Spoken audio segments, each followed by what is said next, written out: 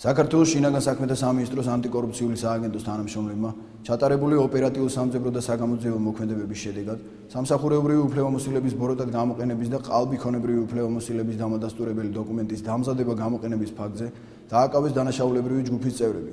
საქართველოს სოფლის მეურნეობის სამინისტროს საჯარო სამართლის იურიდიული პირის სურსათის ეროვნული სააგენტოს თბილისის სამმართველოს უფროსი დავით ქავთარაძე, შპს ტომატოს დირექტორი ალექსანდრე ილაშვილი, ამავე შპს ბიზნეს პარტნიორი ალექსანდრე რობაქიძე და მათთან დანაშაულებრივ კავშირში მყოფი ფიზიკური პირი ადალეთ ბაირამოვი.